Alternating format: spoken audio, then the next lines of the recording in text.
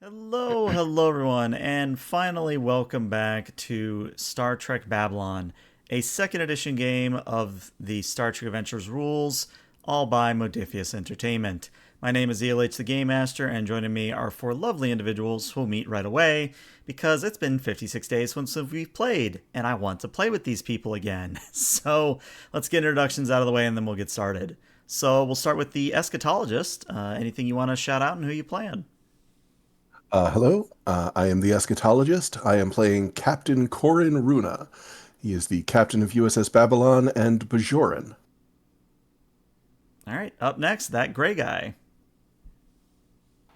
Hey guys, that gray guy playing Science Whiz and pilot Lieutenant Commander Minetti. All right, Karaticus, what do you got going on? I'll be playing Lieutenant Commander Grok, the Klingon Chief Medical Officer of the Babylon, raised by Bajorans, and looking forward to getting back to it. Very good. And last but not least, the Drew, what are you doing?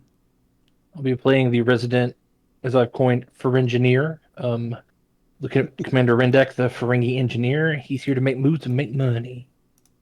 All right. And as tradition, let's run that intro and then we'll get started proper.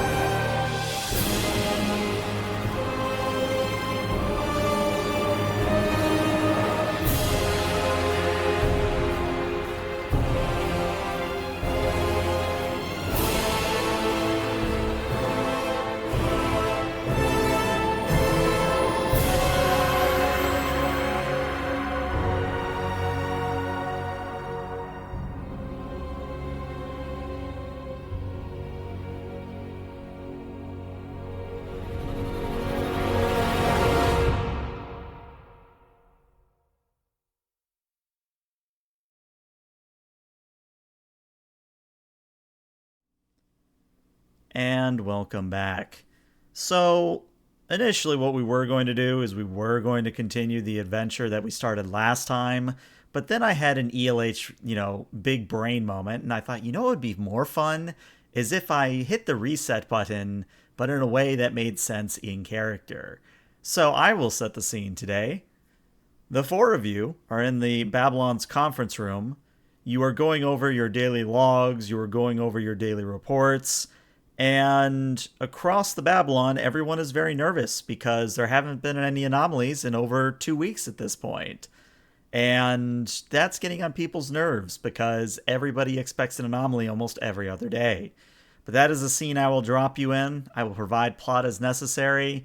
Feel free to ham up the confusion in character, but it should be very clear after a few moments that even in character, you would realize you're having the same conversation again. But let's roleplay it out and we'll see what happens.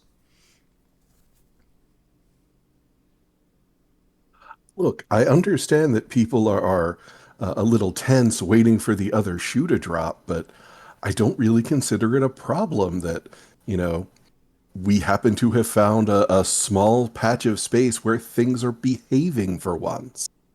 I mean, there are so many reports that have been filed on time in the last 2 weeks. Do you know how rare that is? Rendek stands up and throws his hands onto the table. That's what it wants you to think. We're already in an anomaly. I don't know what it is, and I haven't found it yet. But we're in it. Guarantee it. And he twitches a little.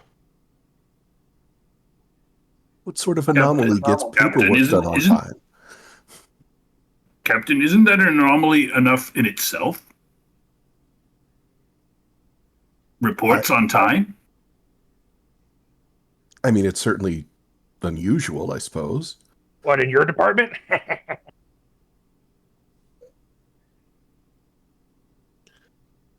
I just, Has it really only been 2 weeks? I do feel like we've been over this before.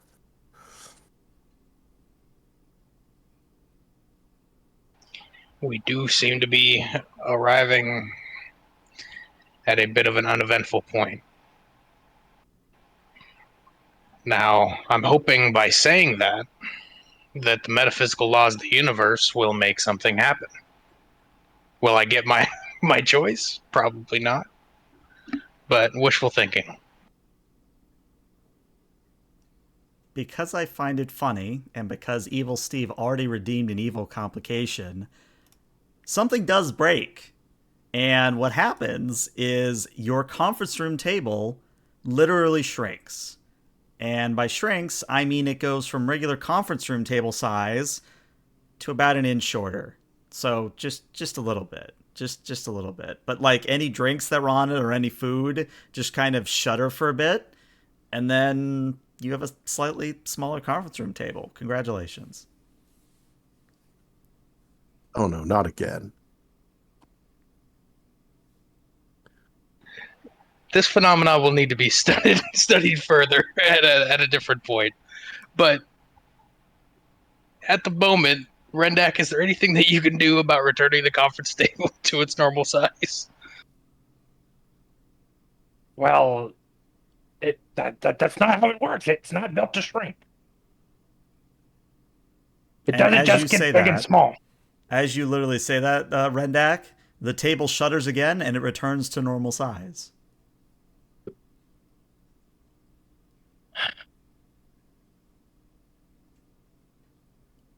Captain will hit his comm badge. Conference room to bridge. Is there anything unusual showing up on sensors in the area? No, sir. Should I file an anomaly report for there being a lack of an anomaly? Something is anomalous.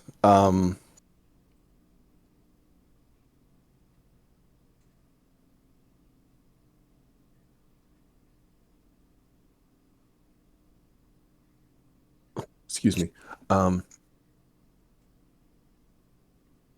No, for now, just maintain normal procedures, but let's keep an eye on any unusual fluctuations on the sensors. Something strange is beginning to happen. All right. And you can tell that the yeoman's voice gets a little bit more excited. All right, I'll be on the lookout for something. Grok will step off to one side. Grok to medical bay. Medical bay here, sir. What can I do for you? I want you to make sure that everything is working properly. We've just encountered something extremely strange here. Could be an anomaly. And again, there's a noticeable uptick in excitement and goes, right, sir, we'll do a level 3 diagnostic on everything and make sure that, oh, look at that. We already have somebody come in with an, oh, that's just a sprained ankle. Hey, but it's something to work on. Yes. Make sure the bandages are the right size. Of course, sir. Right away, sir.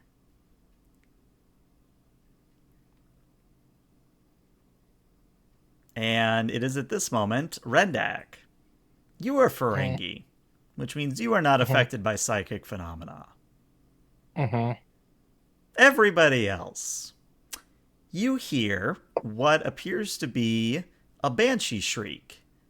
Now, I'm not going to shriek into the microphone and doom my own viewers and myself, but just imagine ear-splitting, blood-curdling banshee screech for maybe about 3 seconds, and then it stops.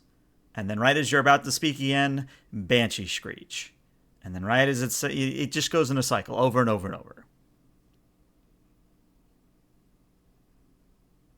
That's not really how I was hoping things would begin to get interesting again.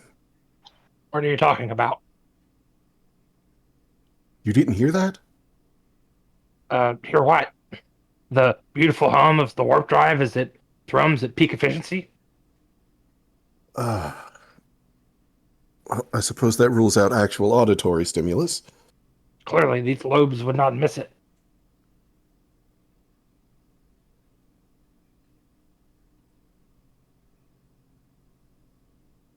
Captain to bridge. Are Bridge we here, picking up sir. any? Is this about the Banshee Screech? It is in fact about the Banshee Screech. I can We confirm we picking are up experiencing it here, sir. It's very annoying. we picking up any traces of psionic energy or uh, perhaps some sort of temporal? Uh, Scanning now, sir. Unless you count Barbara Streisand's best hits to be a temporal anomaly, no, sir. I don't know who that is, and I probably don't want to, unless she sounds like a banshee. You're correct, sir.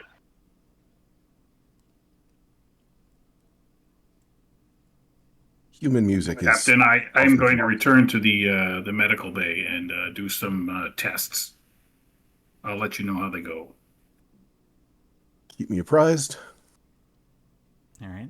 Is the shrieking still ongoing, or It's kind of toned down. Instead of every 3 seconds, it's now like every 9 seconds, and every 9 seconds it maybe lengthens again, and it's starting to become very random in its thing, where it starts to become unpredictable. But what's immediately evident and immediately important is that Grok, when you leave one door of the conference room, like the door that leads to the bridge, the door that leads to the turbolift, you walk in through the other door at the same time. Sorry, I suddenly lost your voice there. When I leave, that's all I heard. That's okay. I'll repeat myself. So, when you leave, you step through the door that either leads to the bridge or the turbolift or to the bathroom, because the conference room has like 2 or 3 doors. But when you leave through the first door, you come in through the second door. So you kind of loop, and anybody watching, including Rendak, will see that just for a very split moment, there are 2 Groks. Whoa. Found the anomaly. indeed? Welcome back, Mr. Grok. That was very quick. How did I get here? It's like you never left. Did Clearly you some sort of design these station doors, system. Rendak? No, no, I did not. All right. I'm off. I'm off to the medical bay. Rendek's gonna watch, like, he's gonna be like, he's just gonna go hover by the door to watch this happen again, Okay? potentially. And it does happen once more. Grok, you try to leave the conference room, you come through another door into the conference room. Rendak, it is a very unconcerning, is that the word? Unnerving is the word I want. Where you see the door open and you see the bridge, the turbolift, wherever Grok was trying to go. But as Grok steps through the threshold, Grok vanishes, almost like he's hitting a cloaking field and his body cloaks as he moves through it. And then you turn to the other door and you see Grok coming through. I would like to pull out my tricorder and scan the door. Okay. Yeah, Manetti's going to be right next to him, peering over his shoulder. So you can assist one another on this. Rendak, you're going to be giving me a reason and engineering. Manetti, you are going to be giving me a reason science. As a reminder on an assist, you only roll the 1 die, but if you have a focus can apply on an assist. The difficulty on this is going to be a 2. Okay. I assume I have a weird science focus related to this stuff. Let me double check your sheet, but I'm pretty sure you do. Yeah, I got a lot of stuff that could apply. You've got a few. I'm gonna use diagnostics as my focus. Sure. Would this qualify as a technical problem with the ship? Would it is the question. Because I know my ship would activate if it did. Let me look at the reading on this. I'll give it to you. I will allow you to have your first D20 for free, so you'll roll 3 D20 on this. 3. Okay, difficulty 2, using my diagnostic focus. Here we go. All right. Ayo! 5 successes, so you get 3 momentum back. Well done. Hot tonight. So Rendak and Minetti, as you scan the threshold and as Grok looks at you across the room, perhaps confused or with some other emotion, which we'll get to in a moment, Rendak, you are detecting that there is indeed some form of field that has formed in the threshold of the door. And if you move to another door, same thing. There is a anomalous field that your tricorder's like, I see that there's something there, but I don't know what that something is, kind of a thing. Okay. Okay. Hmm. It kind of makes me think of a wormhole. Go through one side, come out the other, but it's very targeted. Mr. Rendak, may I borrow your tricorder? Sure. You know, Minetti, you should try going to the bridge. Just just see what happens. Oh, should Corin is I? going to go to the other door. Mm-hmm. And, all right, Mr. Grok, on three. On three. Hey, Captain. And he's got the tricorder open, scanning. 1, 2, 3. And we'll both walk through. Okay. So it's very weird for the two of you because Grok, you step through one door, Captain, you step through the other. You bounce off something that feels like a Klingon and Bajoran, respectively, and you end up stumbling back into the conference room table again. For Rendak and Minetti, watching this third person, for just a split second, you can see the Captain in two places, you can see Grok in two places, and it is them bumping into one another. And the tricorder back to Rendak. Do they seem completely like unchanged as they come back? They're not like covered in any strange materials or anything like that. So, of course, they can add something if they wish, but no, like, they haven't turned green. They don't have, like, a powder on themselves. They don't have, like, residual electrical discharge, but you may feel free to embellish if you so wish you to. Pick up any extra dimensional green goo. Captain, perhaps we should try to call someone to the conference room and see what happens. Agreed. Tap the comm badge again. Commander Conry, would you join us in the conference room, please? There is no reply. Communications are cut off. Lovely. Grok to medical bay. Grok to medical bay. There is no reply.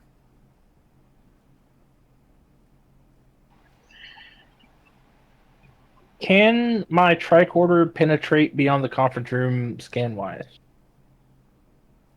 If you spend 2 momentum to create that trait, yes. I'll do it. Okay. And let me actually open up the party resources real quick.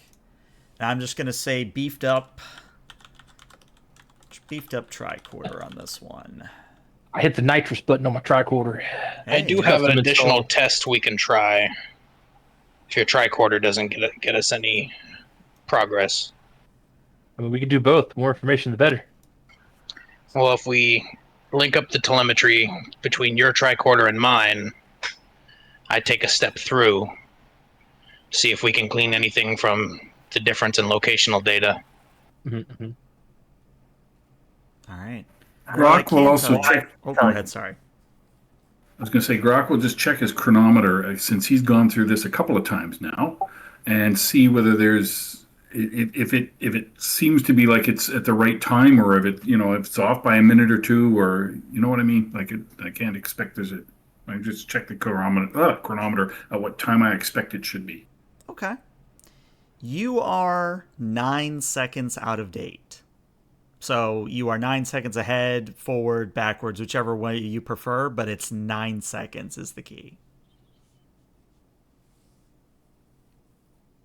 Captain, I don't know what's gone wrong, but somehow time has changed. I don't know who that other one was either, and he's...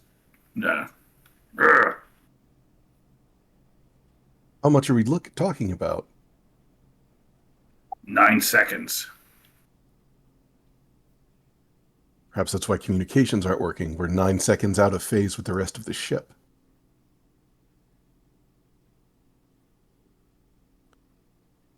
And to maybe provide some more information, since you did spend that momentum for the trait, Rendak, when you use your tricorder to try and scan outside of the ship, what you scan is a big old wall of tachyons and chronotons, where you can visually see out of a door onto the bridge, but anybody on the bridge is frozen mid-motion.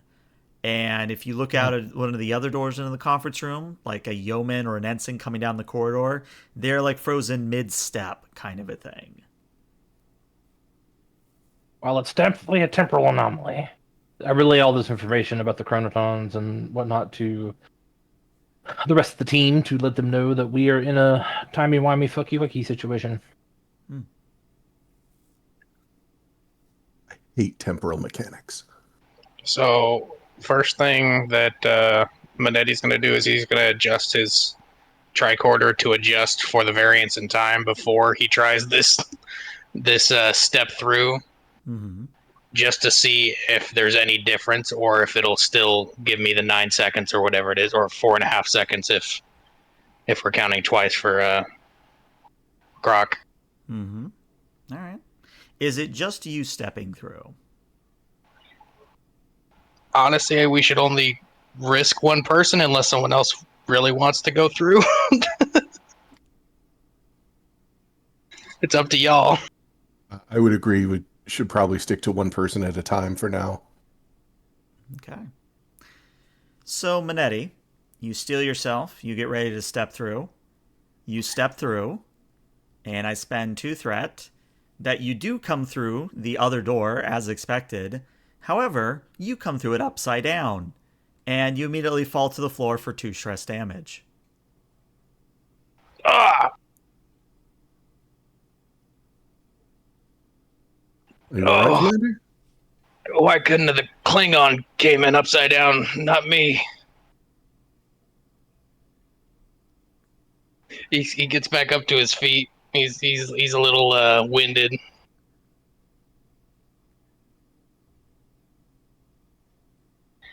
So the tricorder reading, despite my accounting for the time lapse, is there still a time lapse, or did the tricorder go through unaffected? More or less is what I'm after. An excellent question. And as I stall for time, chat did give you momentum, so you're up to 2.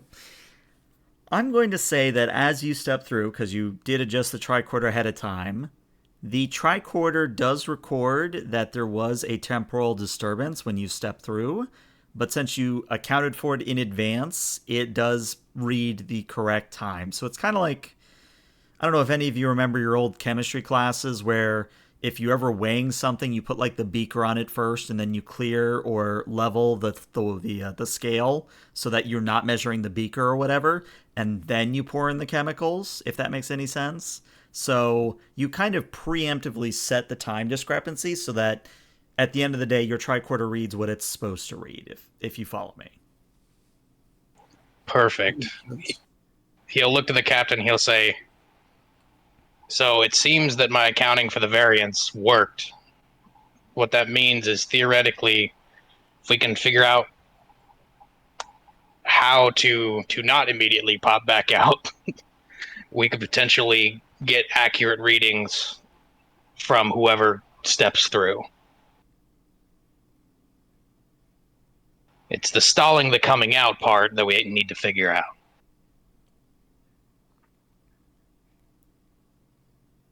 Problem is, don't seem to be able to control the spatial orientation about how you reemerge either.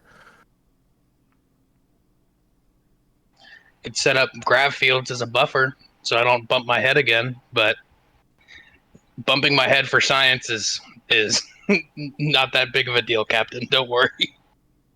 Well, bumping your head's not, but we don't know much about this phenomena. We don't know how it interacts with the solid matter of the ship.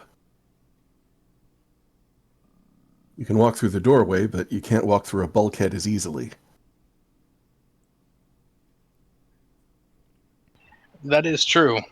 We could examine it for a while, I suppose, and see if the anomaly is moving or if it's stationary.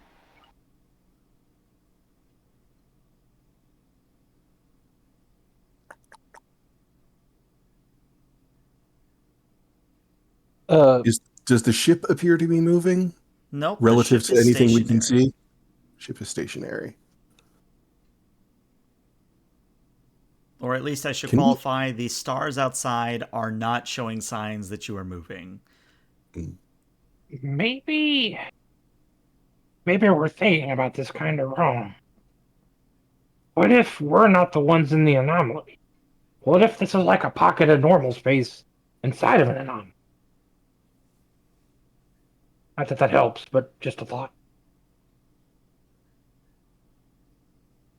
Can we access any of the ship's systems from in here? I was waiting for somebody to ask. So, what system are you trying to access? The computer itself, life support? What system are you trying to access? Um, well, first of all, any command systems, but specifically engineering. Okay. For that, I'm going to need whoever would wish to make the roll. I need either a presence and command or a presence and engineering at a difficulty of 2. And I suppose you can help one another on this, really. You can assist each other. That sounds like you, Cap. I will try presence command. Um, would a focus in spatial anomalies apply here, or perhaps? Let me No, take really, a look that at your feeling sheet would be. because it's been a hot minute. I think Starfleet regulations would be a better focus here. Okay. Not that it matters. A focus is a focus when you roll. Oh, can I jump Shall in? I assist? Yeah, if you want to go ahead. I have a focus of computers. Is that going to help here? That would help you. I think I would like to buy 1 die with threat. Okay. It'll give me 3 plus a focus. Standard complication range. Mm-hmm. All right. Well, that is 5 successes, which means you get 3 momentum back. Well done. So, when you access the computer, your training tells you need to check critical systems first. So you check the bridge, you check engineering, you check medical, etc., in that order. What you find is that the bridge is currently accessible. Engineering also accessible via the computer. The only thing that is weird is that you are unable to reach Deck 9. Whatever's going on, Deck 9 is inaccessible. What's on deck 9? Well, that's the funny thing, is that Deck 9 normally contains science labs, the industrial replicators, crew quarters, but as far as the computer access is concerned, there is no Deck 9. It simply goes from Deck 8 to Deck 10, and Deck 9 is just an empty void.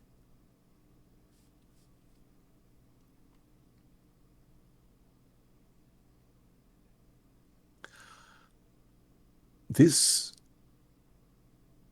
is unacceptable. I'll tolerate a lot of things, gentlemen, but I will not tolerate someone stealing a deck off my ship. How many times have we went to the door? There was a lot of pretty pertinent research happening on 9. If at all possible, I would like it restored as well. What exactly was going on 9? What research? I mean, nothing in that would cause something like this, but mostly small, reproducible anomalies and studying them so that we can, on a macro scale, predict how our fleets will interact with larger spatial anomalies. As you say that, I spend 2 threat that you look out the window. There's a Vulcan engaged in underwater basket weaving. Just floating by. Just floating by.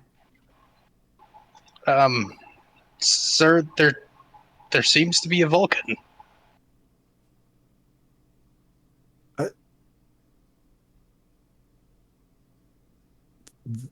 Is he all right? I mean, he's in a little bubble of water and he's weaving that basket, so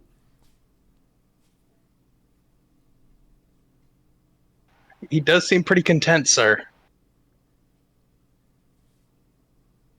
Be that as it may, he should probably be inside.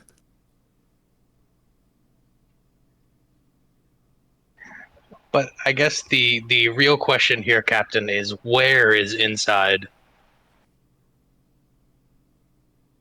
Were there any aquatic facilities on Deck 9? there were. Oh. Dozens. In fact, Station ops.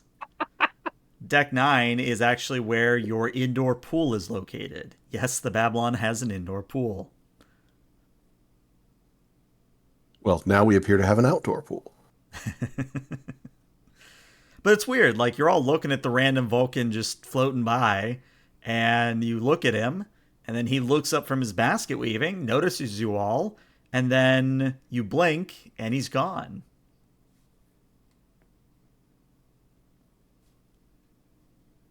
And This Rendak is- saw him too, right?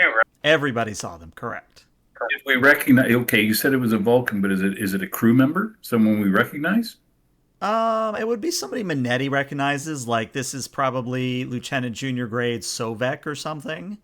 You can of course change the name; it doesn't have to be Sovek, but it is a Lieutenant Junior Grade you would know of.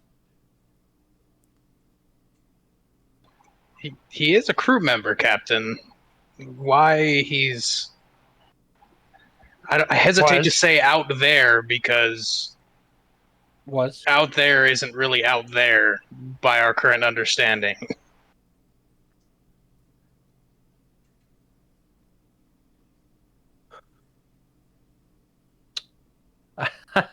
But now, This is. where is he? Can I just use my medical tricorder to do a quick scan of everybody here to see if there's anything going on physically that might account for some of this? Okay, again, I was waiting for somebody to do it. Grok, very important role. I need you to give me a insight and medicine here. As a reminder, you do have bold medicine, so at least if you buy at least one die with threat, you get a reroll. But I would say you have a focus in emergency medicine and trauma surgery here for reasons that will become apparent if you pass the roll. However, this is going to be a difficulty of 5. Oh my god. But Then all let of me them. walk you through it because there is some things that will help you out here. So, since this is a difficulty 5 task, you do have cutting edge medicine.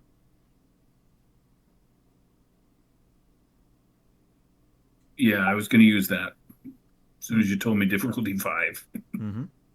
The question is, how much are you reducing it? Let's Honestly, spend as much as you need to. Yeah. So Do it.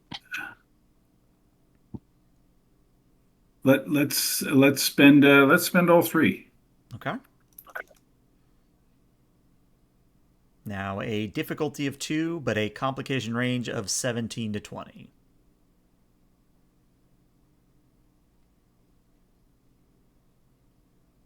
Okay, I guess make sure I get the right. So I've got 3 dice then. If you buy one with threat, mm-hmm. Yeah.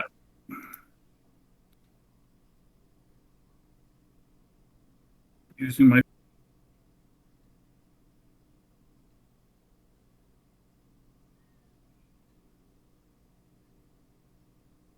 And yep, let's hope for some good rolls.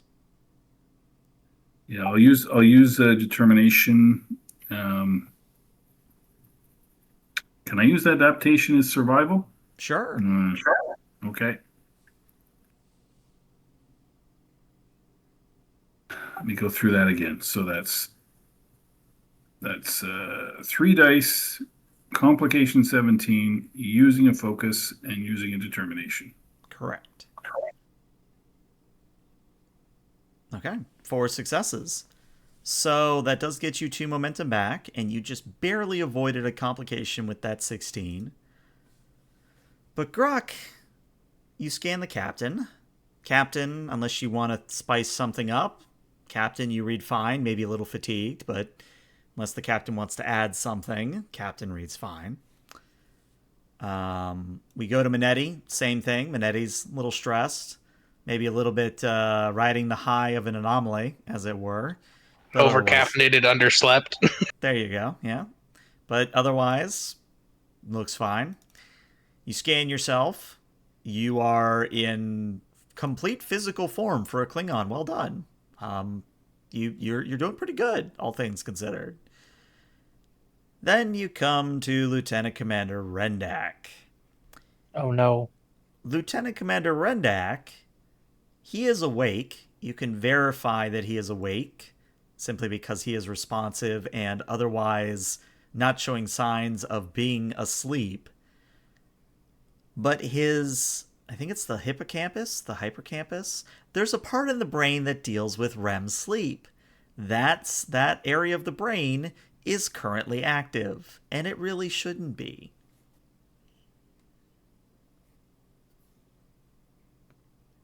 So it's indicating that he's in a deep sleep where he obviously is wide awake in front of us. Correct. Well, this is obviously not a dream because you're all not drowning in latinum.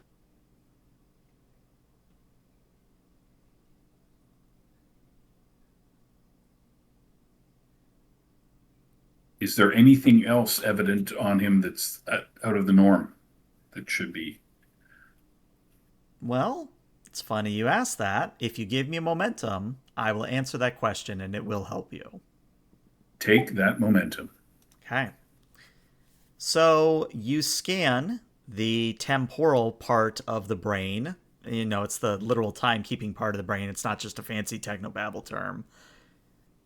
The temporal lobe of Rendak's brain is 9 seconds out of phase. But again, it's weird. He seems to be responding in time. He's not disoriented. He is, as far as you can tell, physically fine. It's just that your tricorder is telling you these things about his brain with the REM sleep and the 9 seconds out of phase.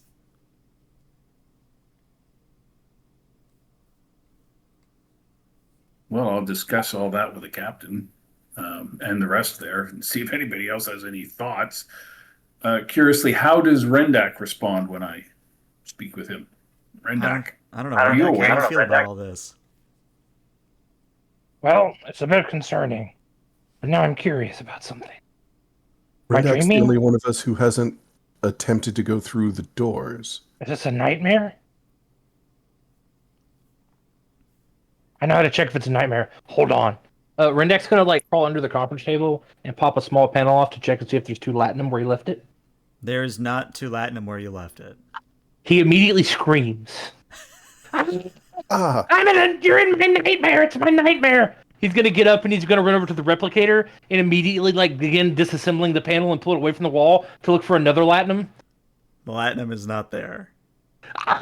He's just running around the conference room, freaking out. My latinum's gone.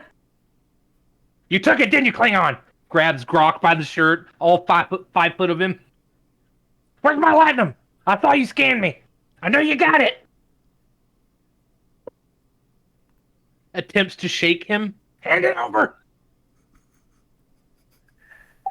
Do you want your Moogie? No, I want my latinum. Commander. The walls are getting smaller. He starts to breathe real heavy, like he's having a panic attack. Pull yourself together. If I happen to have one handy, I will give him a quick some type of tranquilizing. So here's the situation of your equipment so that we're all on the same page. You have an engineering tricorder, you have a medical tricorder, you have a few glasses of your various refreshments. The replicator, before Rendak furiously took it apart, was a replicator. And yeah, no med kits in here. No extra power cells unless you rip it out of the wall. You're having to MacGyver here if you get the situation. Okay. Rendak. Rendak in his Try this warm milk. no. Like, and because like it was hinted at by Corin, Rendak in his moment of like my latinum though is gonna immediately turn and like beeline for the door, as if to check his other supplies. He's Okay. gonna try to go through the door. All right. Rendak, you move through the door. Everyone but Rendak, there is a bright flash of light. Rendak, where is your most latinum stored on the ship? Captain does not want to know that. Probably in main engineering, under like some very deep, or it's like deep in a. No, it's probably not a major. It's probably deep in like a Jeffries tube somewhere, like in a junction that no one ever goes to. That like for some reason he always insists on checking himself when maintenance is done. Okay. Well, that just makes it funnier for me. The four of you are now in a Jeffries tube, squished against one another. And Rendak, when you go to check where your latinum is not there. Oh, he's freaking out, man. He's freaking out, man. Like Did he we get kind of here? he kind of gets on his hands and knees and backs away from the other three and looks real distrusting. Since we're in a Jeffries tube. Mm-hmm. What are you doing here? Why are you here? You shouldn't be here. You don't do maintenance on this junction. This is my junction. You came and took it, didn't you? What are you talking about? My latinum. You stole it. Why would there be latinum in a Jeffries tube? Exactly. Commander, one of us is going to have to start making sense, and I outrank you. No, I couldn't. I knew it. My uncle warned me about this, joining Starfleet.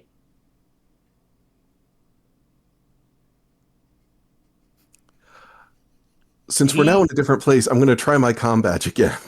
Okay. Still Can I no reach response, anyone? unfortunately. Rendak's going to make a break for it down the Jeffries tube. Okay. Like straight up fleeing from them. Like Can I try and grab him before he gets away? Yeah, you certainly can try. It's going to be an opposed Orly. roll. Grok, you're going to be giving me a daring and security. Rendak, you will be giving me your own daring and security. The base difficulty is a 1, so it's really just however many successes either of you get. If you tie, then Grok is the winner. So, Rendak, you would have to roll one more success than Grok does in order to not get caught here. Okay. I have hand-to-hand combat. Oh, boy. I have hand-to-hand combat. Will that help as a That'll focus? definitely help as a focus.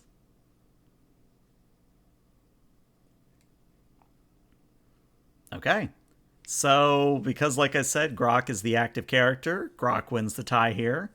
So, Grok, you are able to grab Rendak by the scruff of the neck or however you want to grab him. However, there is a complication on Rendak's part. Rendak, would it be fair for me to assume that you have a nightmare of just all your latinum being ripped from your body all at once and just clattering all over the place as people rush to pick it up? I mean, maybe. Something like that, yeah. Okay. Well, it's weird, because when Grok grabs you, there's the clanging of latinum hitting the Jeffries tubes, and then all of a sudden these like little squirrel-like creatures come running out and start stealing away your little slips of latinum.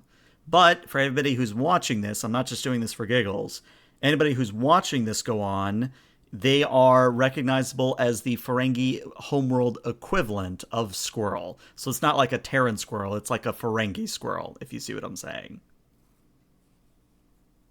We see this as well. You do. He is swiping at the squirrels and yelling and kicking at Grok very frustratedly. Not that it's having an effect, but you know. Now there are rodents in the Jeffries tubes. Let me go. This isn't I've got him by the regulation, ankle. Rendak. I've got him by the ankle, and I'm gradually pulling him back, and then I'm going to put him in some type of a basic restraining hold that one would use for somebody who's having a crisis. Not in any way to physically harm him, but just to prevent him from continuing the crisis. Okay. And then I'm going to try whatever. If only we had a counselor, Captain. Try whatever counseling. Whatever counseling I can do to try and calm him down and bring him back to normal.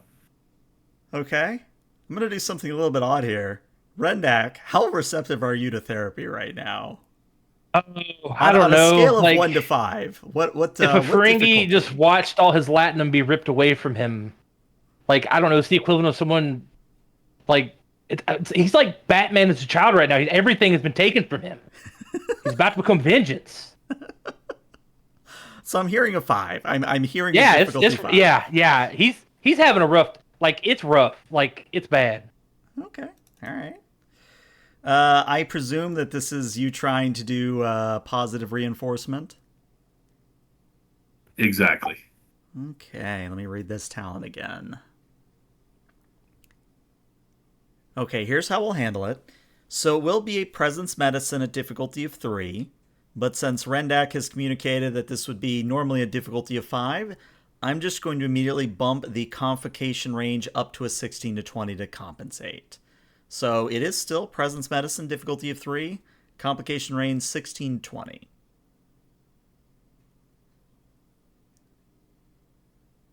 Okay, so I'm going to give you a threat so I can use bold medicine Okay. and make it 3 dice. And this is this emergency medicine? Yes, no, maybe? I I'll don't give know. it to you, yeah. Okay. So I've got a focus, 3 dice, 16 complication range. And the captain attempt to assist. Oh, Well, perhaps we'll get to the captain assist in a moment, but we need to deal with the fact there's 2 complications here. So you can reroll one of those die, at least. I will do that then. Give me a second.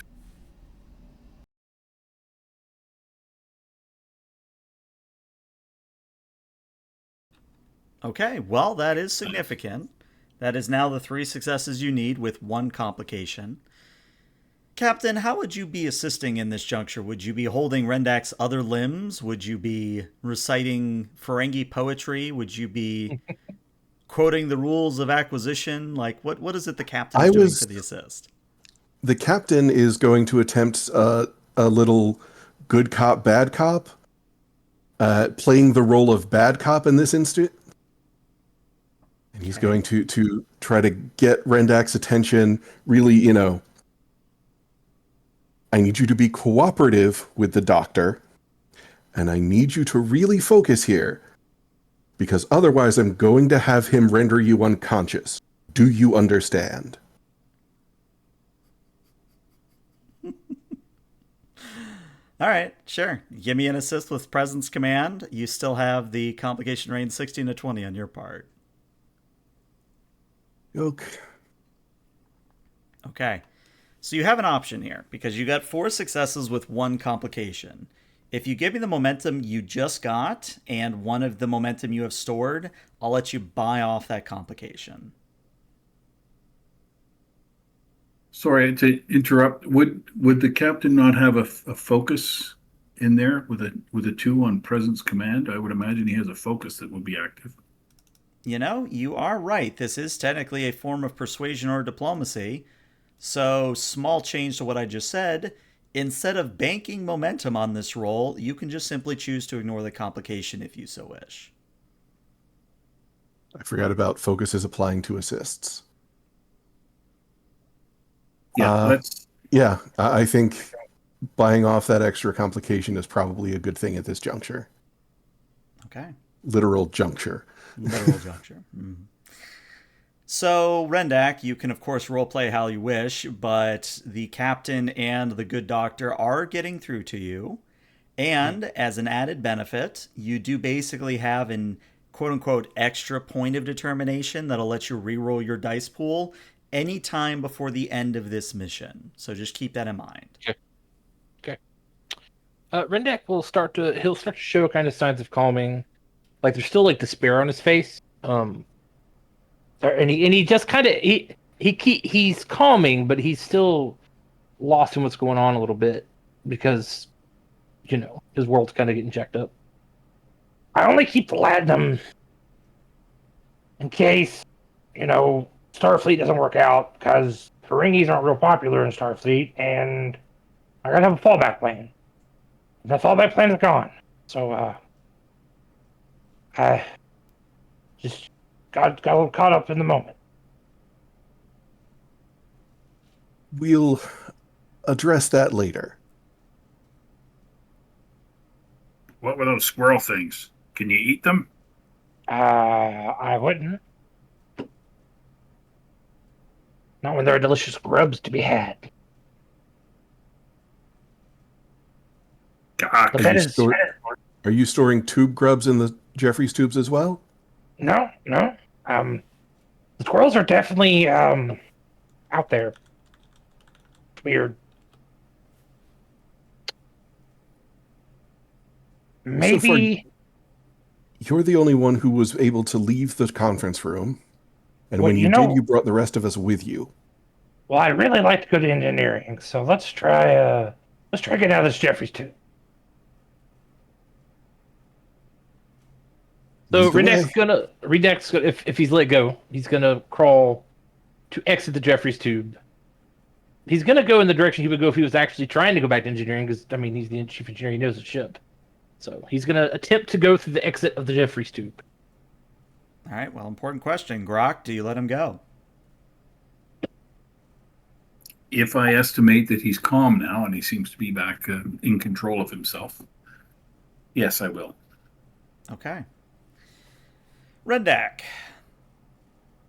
And if it's main engineering, we'll deal with that as main engineering. But what would you say is Rendak's most happy memory? Is it a birthday back on Ferenginar? Is it your first strip of Latinum? Is it your cousin's third wedding? Like, what is Rendak's most happy memory? The one he goes to when he needs a source of comfort. If we're going to that moment, then we're all about to go to San Francisco. We are at San Francisco. Starfleet Academy graduation. Okay, well, that's exactly where you are. You are at a Starfleet Academy graduation ceremony in San Francisco. Full amenities. We've got shuttles flying overhead. We have, of course, the multiple rows of chairs before the graduation podium. And Rendak, as you step down or out of the Jeffries tube, quote unquote, you're on stage. You're receiving your diploma. Everybody else, you are seated in the front row in appropriate attire for a graduation ceremony. But, oh no, I'm naked, aren't I? Well, you kind of beat me to the punch. But yeah, Rendak, you don't have anything on you right now. He immediately covers up and freaks out. Minetti will take his jacket off and run up and wrap it around his waist. Thank you. He grabs his diploma or whatever they give out at Starfleet graduation and ekes his way off the stage. Mm-hmm. Is there anyone else around? Yeah, I should say that there are other graduates. They don't react to Rendak being in the buff. They don't point and jeer or anything. They're just all applauding, all cheering. And the moment Rendak leaves the stage, the graduation ceremony just keeps going, regardless of what you seem to be doing. Okay. All right, here we go. Minetti, the moment you've been waiting for. Slap me. Slap you? Slap me. I need to wake up. Slap me. He looks to the captain because that's so out of regulation that I might actually get in trouble. I wouldn't normally approve, but we're in uncharted territory here. Sort of. As he looks around at very familiar territory. I guess Benetti will slap him. Minetti, what is the damage of your unarmed attack? Let me check here.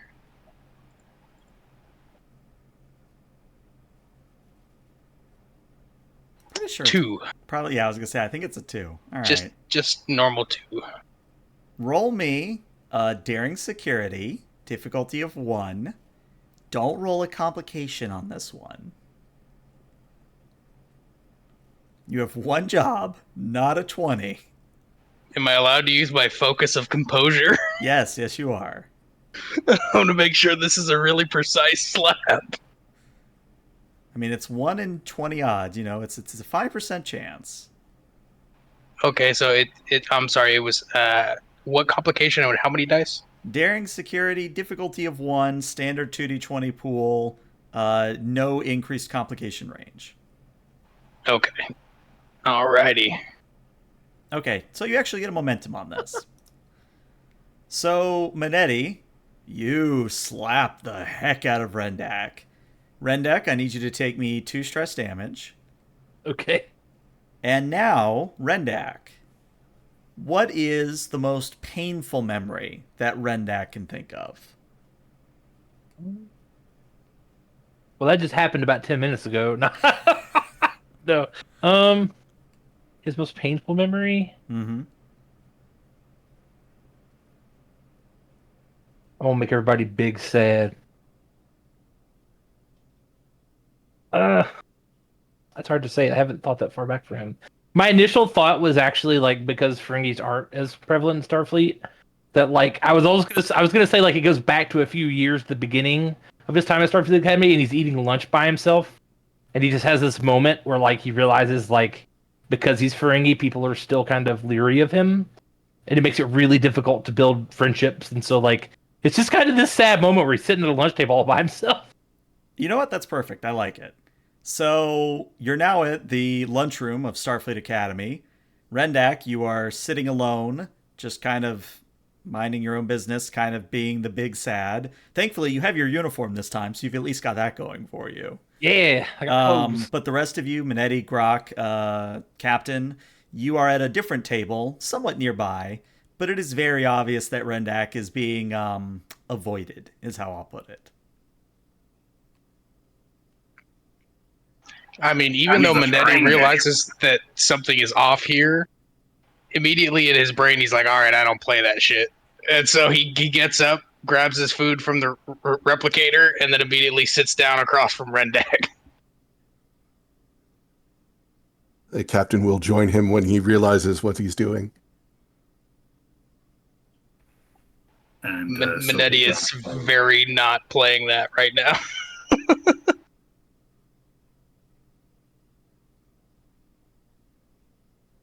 And what about you, Grok? Are you also going to join them? Yes, I will join as well. Can I just ask, are we fully aware of everything that's going? Rendak is having a sad moment, but are we fully aware in a sense that we're here, but we're not sure why the hell we're here? Yeah, and we know who Rendak is. It's not like we're thrown back into the past to this particular event or anything, right? Correct. So you maintain your faculties. You know each other. You know Rendak. When you see Rendak, you see he's in like the Starfleet Academy uniform, so not any pips or a trainee pip of some kind. But you don't know why you're in this lunchroom. You don't know why Rendak is looking the big sad. You just know that he was sitting alone in the lunchroom, kind of a thing. Then I will join with the rest. All right. Rendak, as you are having the big sad, 3 people sit by you, and it happens to be your senior staff. So, like, I'm imagining that Rendak is kind of having a dual existence here in that, like, he's reliving the memory, so it's hard to not, like, drum up the feelings, the trauma responses, whatever that come with it. But also, I'm assuming he still has his faculties, but it's kind of a weird place in between the two. Feeling a deja seems vu, to be yes. feeding off of him. Yeah. So, like, he immediately looks around at the others and is very, very unnerved. but doesn't quite speak yet. Well, he does speak. He looks at Minette and goes, That hurt. And it did not wake me up. Would you say that's how you're feeling right now, my friend? Hurt? I would say, I mean, yeah, this wasn't a great day of my life. I really don't love that we're doing Rendak the Greatest Hits or anything, but here we are.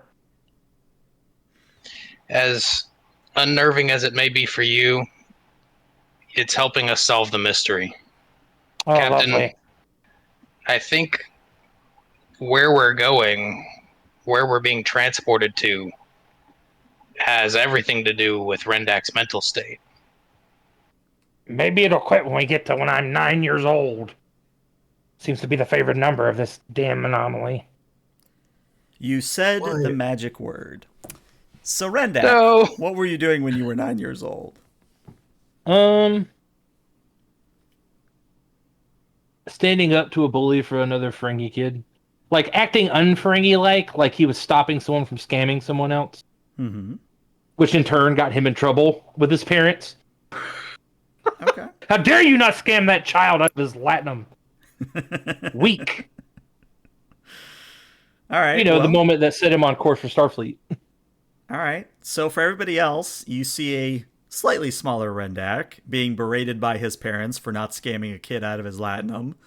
But Rendak, you kind of stop listening to your parents as your brain catches up and goes, "Wait a second, this is my home. This is in the past. This is a memory," kind of a situation. Oh no, am I going to 9 months old next? No, I'm not. I'm not that cool. No. I'm just laying there. I can't do anything, guys. But real quick, just to sort of set the scene a little bit more, I assume this is at the Ferenginar home where it's always raining.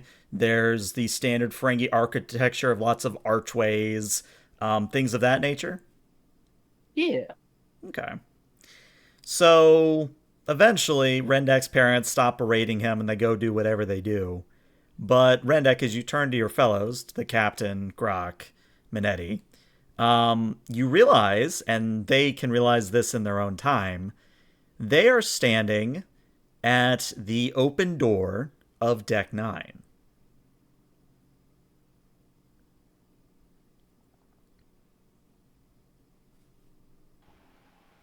This looks familiar. Oh, Deck 9.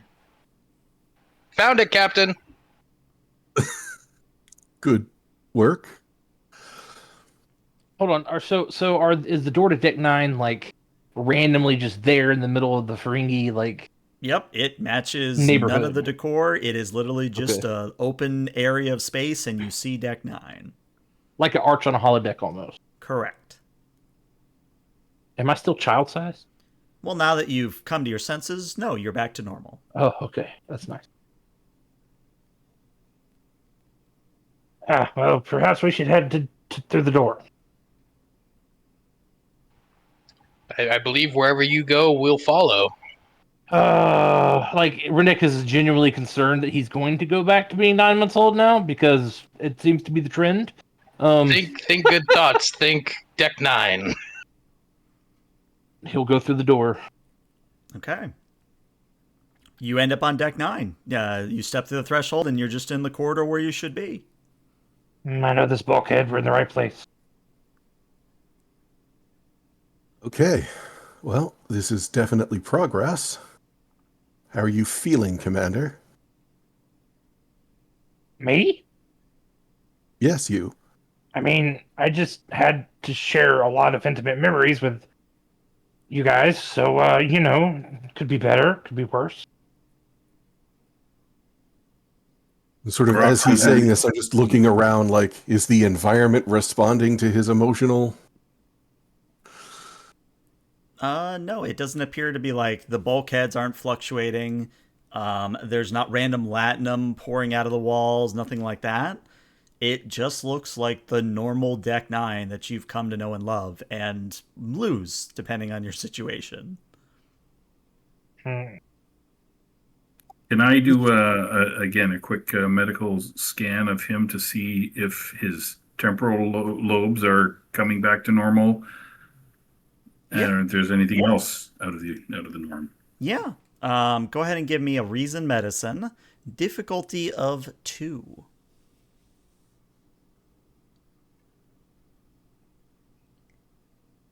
Again, I'll buy one with threat, Okay.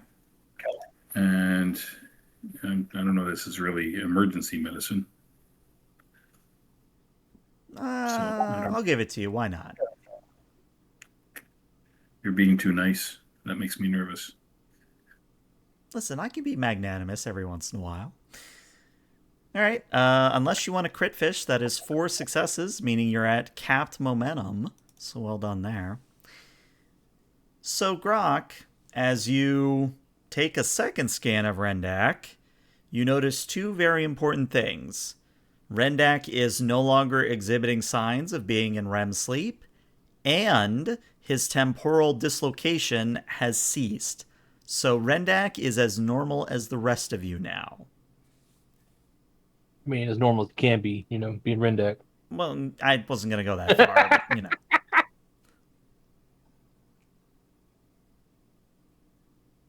Well, I'll report that to the captain. He seems to have returned to normal, Captain. We're on deck 9. That's good. Might I suggest that we contact the bridge, and in the meanwhile, I'll contact the medical bay, if possible?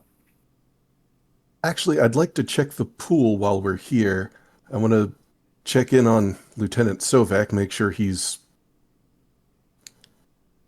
at the bottom of the pool where he belongs. Yeah, I'll begin a head count of staff. Sleeping with the fishes. I mean, what? So you start checking the rooms of Deck 9.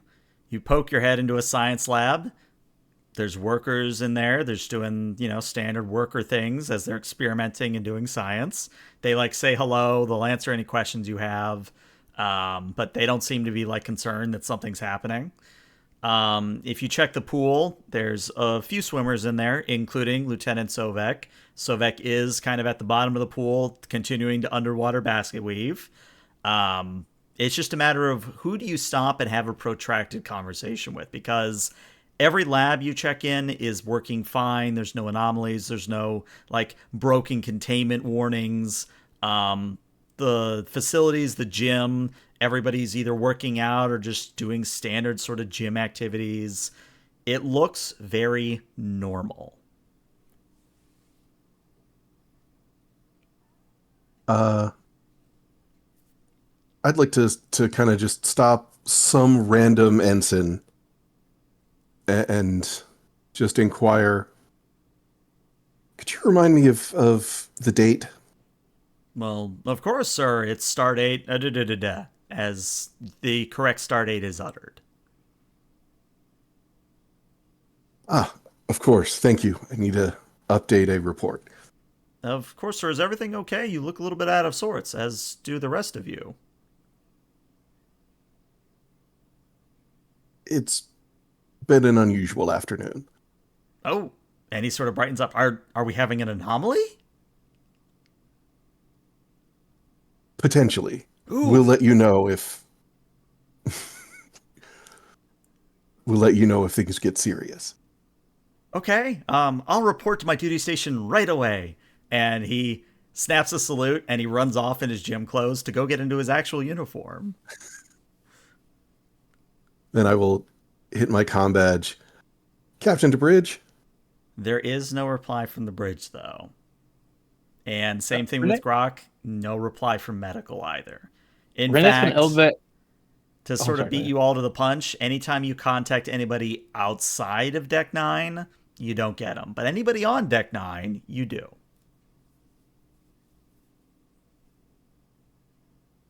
Okay. Are there any other crew members around? Yeah. As I said, you can go into various laboratories and see that there's other crewmen working. They're not frozen or anything. There's crew quarters if you want to stop in on random crewmen. There's the gym and the indoor pool. There's people working out, all that sort of thing. You just tell me who you want to approach and I'll provide appropriate. Well, somebody I don't know, a junior officer perhaps who's in charge of a laboratory, somebody who's with some minor level of authority who may have possibly been in touch recently outside of Deck 9, who would have reason to regularly communicate. Is there anyone Interesting. around that I see that falls into that sort of category? Right. I'm just going through my notes here. That would be Lieutenant Jeff. Jeff spelled Geoff, if that matters to you. But Yeah. Lieutenant Jeff, you come into his laboratory, and it happens to be the environmental sciences laboratory. So he's got like a big soil sample that he's working on right now. But he sees the four of you come in, and he looks at you, especially at you, Captain, and especially at you, Grok, and says, "Oh, it's good that you two are here. I've tried to call the bridge. I've tried to call medical. Haven't gotten anybody. I've tried to raise anybody, really. And it seems like we're sort of limited to Deck 9. I know I should be like super excited and all that, but anomaly? Question mark? We think I so. look to the captain. What caught your attention in the first place? Well, besides the whole communication problem, the fact that my soil sample's doing that. And he points at the soil chamber that it's currently maintaining the soil sample in.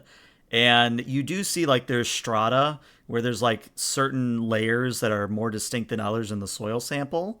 But as part of the soil sample, like the third line down, which is maybe about an inch thick, it is glowing pink, and a very vibrant pink at that.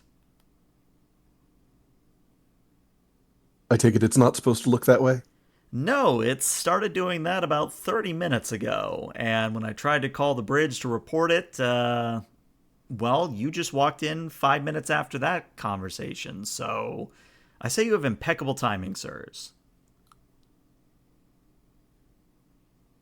Actually, let Grok, me I don't revise suppose that. you... It was 9 minutes, because that's the theme. It was 9 minutes ago.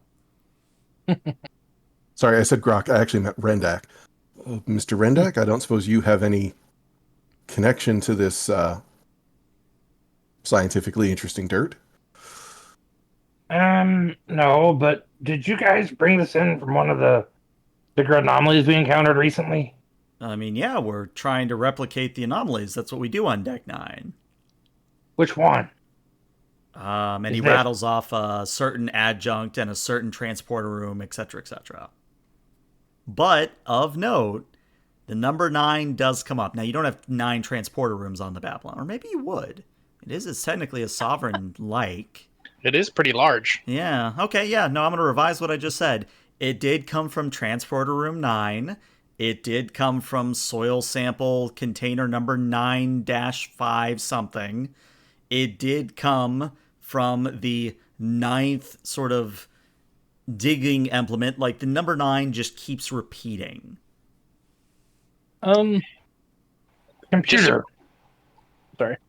Oh no, I was just a quick DM question. Is this lab 9-9 on Deck 9? It is. Minetti starts going white in the face. Rendak, I have a very possibly random question for you. Hmm? And out of character, if it's not relevant, the answer can just be hand-waved. What's the 9th rule of acquisition? Well, hold on.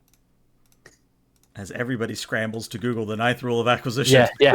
I got it. I'm good. Not my first rodeo. Opportunity plus instinct equals profit. So, What is this an opportunity for? Other than shenanigans. clearly reliving all of my best and worst memories. It's great. I love it. Heavy sarcasm. I recommend Captain, at least until we get a better handle on what's happening with this soil sample, that we cordon off this lab. Well, we're already cordoned off from the rest of the ship, but I think that's a reasonable precaution. if something goes haywire here with the other experiments going off, things could get potentially very bad. Indeed. We have holographic crew, don't we? You do. I take it we have holo emitters sort of throughout the ship. You do. Can I basically summon a holographic member of the crew to our current location? Yeah. We'll say you summon the emergency science hologram. So a Vulcan materializes and says, please state the nature of the scientific emergency. First of all, I'm glad you're here. I realize that doesn't actually matter to you, but Just as the Can Vulcan you- eye quirk. I need you to try to go to the bridge via transferring your program to the bridge. Don't move through the ship to get there, and then return here if you can. All right, one moment. Hologram winks out. You wait 9 seconds. Hologram comes back. I was able to arrive on the bridge, sir. They seemed a little bit strange that I materialized of my own free will, but I explained that you had asked me specifically to do so. Okay. So at least some of the systems are still connected to the rest of the ship.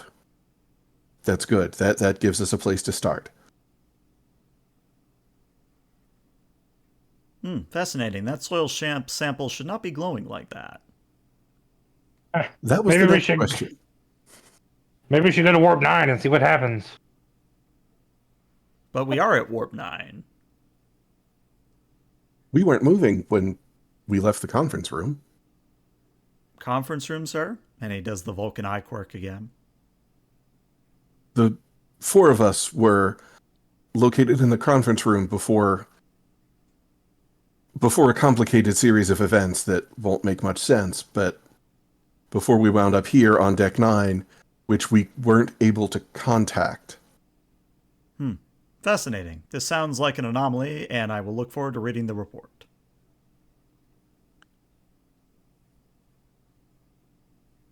I need you to go back to the bridge and find out what the status is of Deck 9. Very good. One moment. Winks out. Another 9 seconds pass. Comes back.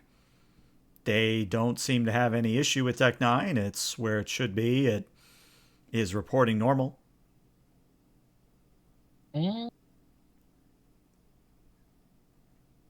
Hit my own comm badge. Captain to bridge.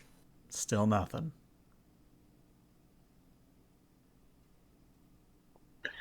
Benetti hands the emergency science hologram his tricorder with all of our collected readings so far, and says, get this information to the bridge if you can. Certainly. That'll give them a bit of a picture of where we're at. One moment, and because he's a hologram, he literally can just swipe his hand across the tricorder and download that data. Yeah. And he takes the data, hands you back your tricorder, and says, I will be back. Disappears. This time, you wait 90 seconds. After about that minute and a half, he rematerializes and says, the first officer has been alerted to the situation. They are looking into the phenomenon. But they were able to determine that Deck 9, Section 9, Lab 9, where we are currently located, is out of contact.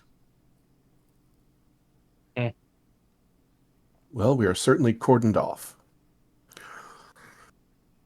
All right. So what happens if we try to leave this room now? And the captain will just turn and try to exit the lab.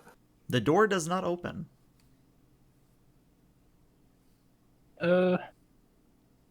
Riddick's gonna go over and look at the dirt that's glowing. And is it under glass or something? Yeah, it's like in a sample container, but then behind like an isolation field. So it is something where they are at least following the rules of containment. He's gonna lean down and be like, flash 9 times if you understand me.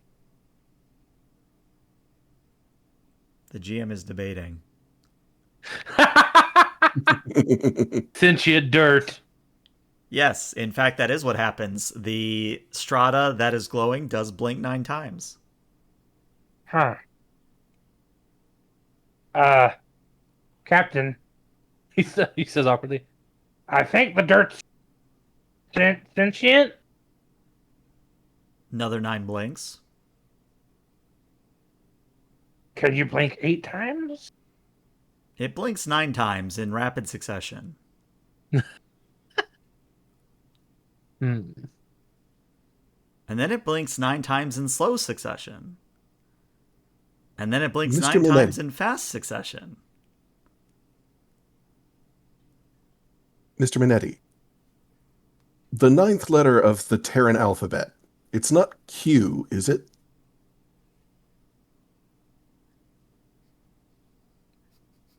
No, that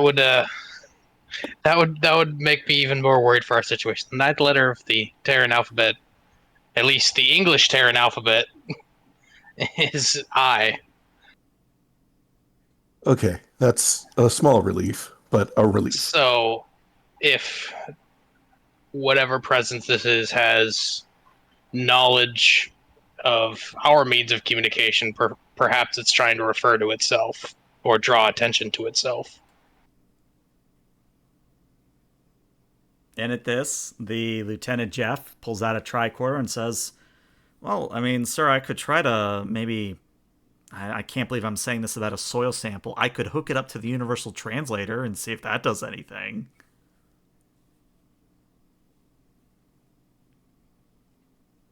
If there's even a small chance it would be productive, I would be very interested to see what the dirt has to say. Well, can't believe I'm doing this, but I am on the Babylon, so guess I really should have expected this. All right, hooking up the UT to dirt. Yep, that's something that had never been said before. And Jeff lowers the isolation field, takes out a small little unit that he can plug into a tricorder, plugs it into the tricorder, takes 2 diodes and plugs it into the glowing dirt. And after a moment, the tricorder speaks. And the tricorder speaks in a very computer-like voice, what a normal computer would sound like. But I'm not going to, of course, do it myself because it would be very annoying. So just imagine. But the voice says, please take me home. I wish to go home.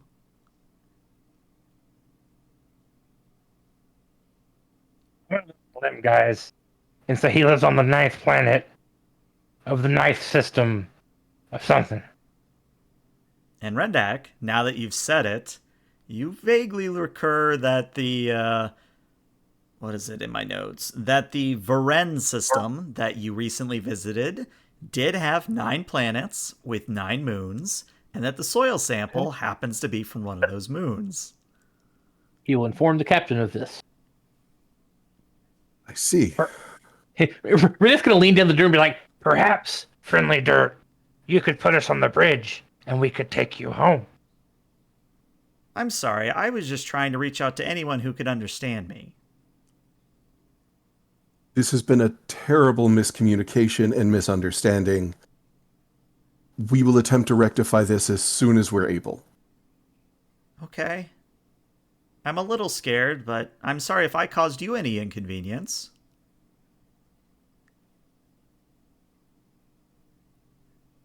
Really just takes a deep breath and doesn't say shit.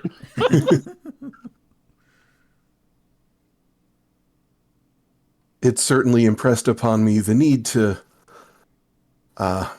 more thoroughly vet our sample taking procedures and the need to press Starfleet to assign a counselor to our ship. All right. Yes, as soon as we can contact the bridge, we will set course for Varan 9, the 9th moon, and get you home. Do you have a name? I am I. It's a pleasure to meet you, I, Captain Corin Runa of the Federation Starship Babylon, and on behalf of my ship, my crew, and the entire Federation, I apologize for abducting you from your home. We clearly didn't realize that you were residing in a level of soil strata. That is okay. We all make mistakes. You are remarkably forgiving. And yeah, long story short, since we are coming up on session time, long story short, you are able to get in contact with the bridge. Conra doesn't believe anything you tell him. He thinks you're just pulling his leg. But you are able to return to the Varen system. You return the soil sample to where it should go. And everything returns to normal, question mark? But there is one very specific scene I want to play out, where Rendak, once you're sure that you're alone and you're no longer dreaming, you go to check that Jeffries tube where your latinum should be. Your latinum is there, but one strip is missing. And that is where we'll end today's session. It'll be a murder mystery on the next one. I appreciate you all putting up with that. Like, I knew it was a little bit wacky, and you actually caught on to it a lot quicker than I was hoping, which is actually a good thing. Because it was very important for you all to realize that it was Rendak who was dreaming, and then everything was responding to Rendak, and then you had to catch on to the 9 theme. So there was a lot there that this is like the first time I've run this kind of module, so I'm glad it went pretty well, all things considered. I mean, it's getting Manetti to add a new standard operating procedure. We are now hooking up the universal translator to all samples. Just in case. Just in case. Yeah. I mean, we did just, commit all kinds of diplomatic crimes. So. All right. Well, Twitch, stick around because we're going to raid somebody. But YouTube, I'll see you later. Bye-bye, YouTube.